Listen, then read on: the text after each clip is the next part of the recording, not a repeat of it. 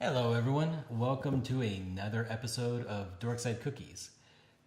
This is part 2 of our very thorough review, issue by issue, of Weapon X, the Wolverine origin story. One of his origin stories. One of his origin stories, because he's got a long life. Well, this is how he became the best at what he does. Because this is the thing, he says, I'm the best at what I do, and what I do is not very nice. And he's always been good at it, I guess. But I think he got a little bit better. So you're saying because of the adamantium? Yeah. Okay. That's what I'm guessing. And then after he lost it, years of bitterness and sadness, and then he died. Did he not ever have his adamantium back? Oh, I don't think he did. Did he? After Magneto ripped it out of him in the early 2000s? Yeah.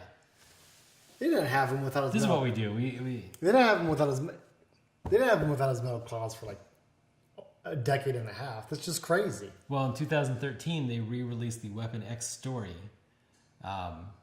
which is what we've read. Is Marvel Presents 2013 version of Weapon X, which is why we don't know the proper year. Because we're too lazy to wiki it. Well, that takes a lot of work, man. So maybe he had only adamantium in all of the side stories, the origin stories, the alternate timelines. My Marvel, I'm not as good at my Marvel as I am at my DC stuff. Yeah. I know a few choice stories. I prefer that personally. I prefer to dive into one story, irrelevant of everything else, because as much as you might want to believe that what you're reading is like an ongoing life. Yeah. That it just goes on even if you're not reading it. It just, nobody's writing it. It just goes. You get sickening things like some punk kid tells you that Venom came from a meteorite from the moon. What kind of crap is that? It came from Secret Wars. Best version. Came from Secret Wars. It was a machine. Actually, I don't know. I think that's probably a better origin story, honestly. Or maybe he was nanites meant to cure cancer. Spider-Man's like, oh, I'm all beaten up because I'm on an alien planet for weeks. And then Thor's all snazzy. And he's like, Thor, where'd you get these fancy duds? And Thor's like, oh, there's a machine in there that makes you new clothing. Of course. And then when he comes back to Earth, it's fucking angry and wants to eat people. You gotta admit, it's kind of weird. Yeah. It being an alien thing makes more sense. I guess it was. It is an alien thing. The machine made him a suit. I don't. Well, I think that's what it did, but I think they retconned it to say that it was always alive and it was reading his mind, and he wanted clothes, so it acted like clothes. Okay, right on. I'll. At any rate, this fine. is why you can't just read issue after issue. You've got to cherry pick the stories you want to read, and we wanted to read Weapon X, and they've come here, and 3 minutes later, we have not actually talked that much about Weapon X. Well, there's a lot of great things happening here, but talk about how'd you feel from the get go? Because at first you said issue 1, you're like, I'm feeling a little weird about it. How'd you start feeling about issue 2? So issue 2 is the most like a normal comic because something actually happens. Well, let's face it. Most of Weapon X, the main protagonist, is actually in a vat or otherwise mind controlled, and so he does. Okay, that's fair. He has no actions he can do. That's a fair assessment. So here we get to see him captured, kidnapped, and we get to see people who don't know what he is try to capture him. Yes. And they win. What I thought was cool is he is so afraid of people finding out what he is that he doesn't use his claws. I didn't realize that, but... And I don't know if there's some other backstory, because, Old Man Logan in particular, it would be easy to cite. He chooses not to use his claws anymore because of how he ruined everything in that universe, ruined everything. So it just kind of makes me wonder, there's another part of his history where he again got to the point where he's like, I'm not using my claws. I can't do it. He did lose his job for wounding someone. So maybe he doesn't want to wound someone, but at the other, like, side of the coin, supposedly all he does, according to these people who've been spying on him, is get drunk and get in fights. Well, he didn't do very well. I mean, they got him with a sleep dart right away, so it wasn't much of a... That's true. Also, that's a little weird too. It's really like quibbling at this point, but it's like, it's Wolverine. I think he could have kind of like healed through it. He hadn't been pumped up yet. He hadn't had his Batman story armor built up enough. Oh, yeah. But I mean, whatever. It was good for the story. They knocked him out. They dragged him away. But they didn't knock him out right away. Didn't they give him a second one? Oh, yeah. No. He was kind of like fighting it. Yeah. Yeah, he was tougher. Yeah, he totally like fought him, and then they just beat him down and gave him a bunch of lacerations and everything. Yeah. You know, because they talk about that right away. Which, I mean, I don't know. Because, like, I could probably not get into X-Men now, because there's, like, there's, like, 60, 70 years of history. Everybody knows about mutants. At one point, the Earth was overran with mutants. At another point, the Earth wasn't. Like, it's just, there's a lot of story there. But here, it's like, it's the core. Like, people don't know what mutants are. Yeah. They're going to be scared about them really soon.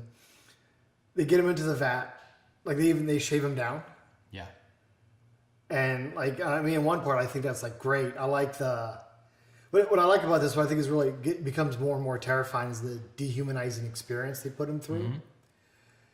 But then you notice weird things, like his hair grows back really fast. Yep. The lacerations. These little, like, clues that before you know what a mutant is, like, it's great storytelling. It's so great. If you don't know who Wolverine is. Yes. And you just like sci-fi and you're reading this story, you're really interested at this point. You're like, what is going on?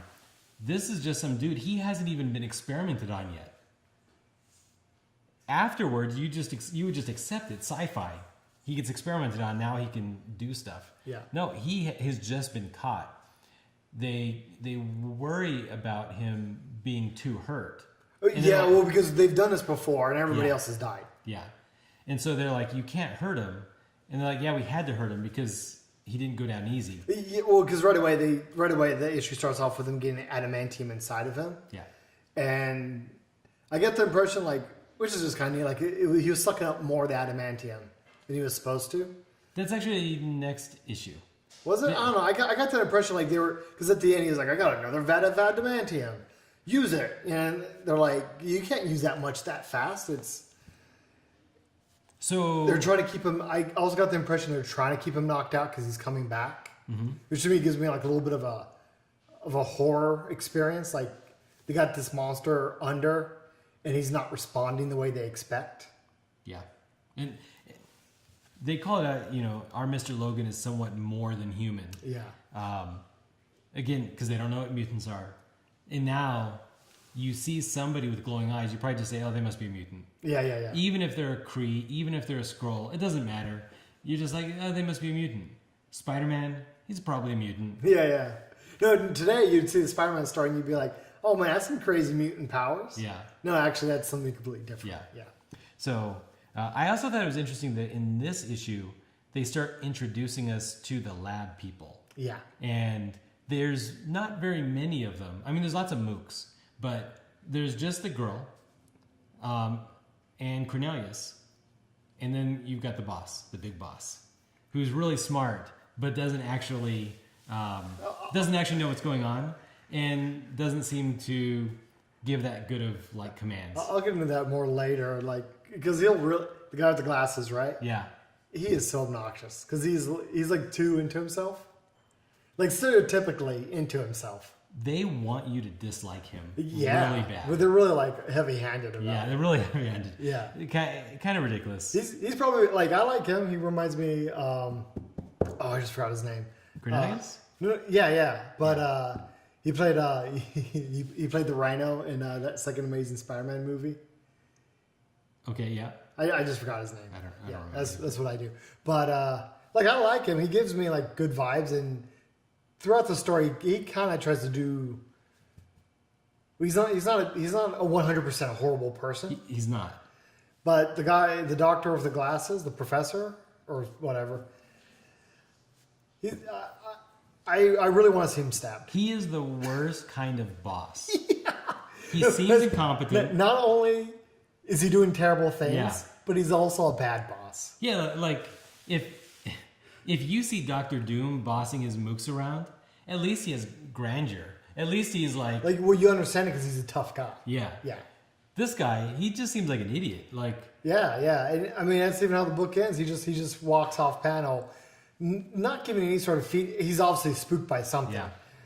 Not giving any feedback, and all Cornelius can be is like, Professor?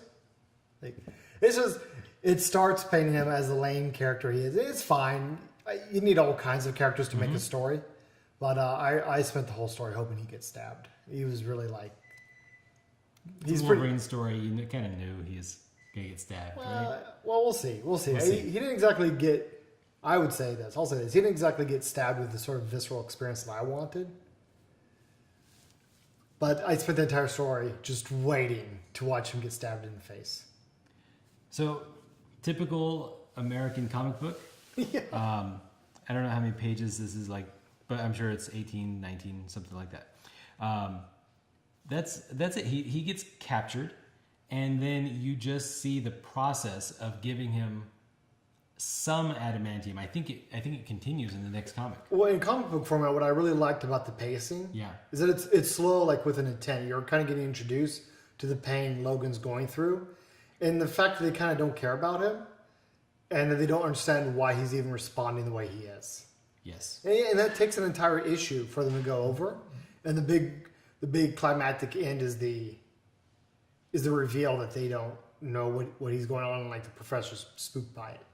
But I actually thought it was really well paced. To be honest, I actually do like it because of the way we read it. I would have been unhappy 15, 20 years ago. Sure, yeah. But what I'm impressed by is that they had the courage to release a comic and actually explore this scene without trying to rush towards a typical arc, right? Yeah. Because there is no real climax to this. It's just the professor getting spooked. Yeah. But I mean, a lot of comics feel like they got to hit that action pace.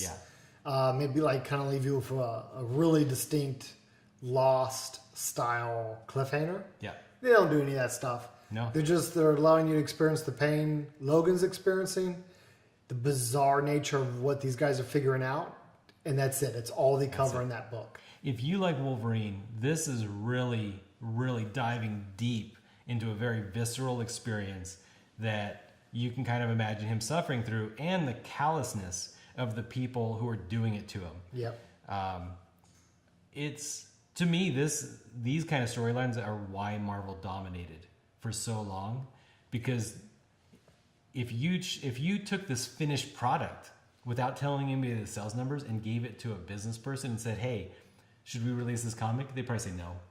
They'd be like, hey, how about we have a little bit more, I don't know, normal pacing. And yeah. maybe like this is just too much time spent on basically nothing happening.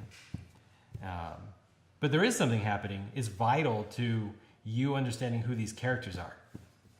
And look at that. I mean, that's a nice scene that really, I think, makes him look like a demon. It makes the boss look like a demon. Because he's just covered in red. Like, I don't even know what lights are going on in that scene to allow that. But the artist picked the right thing, because he really looks like... Yeah, you're right. I didn't even realize that. Just color alone, he looks like the villain that he is. Yeah. And I think with that, we'll let you go. Again, if you're following along, this was issue 2. So read it. Post your thoughts down below. What do you think about anything we commented on? And click like, click subscribe, and see you next time. Bye.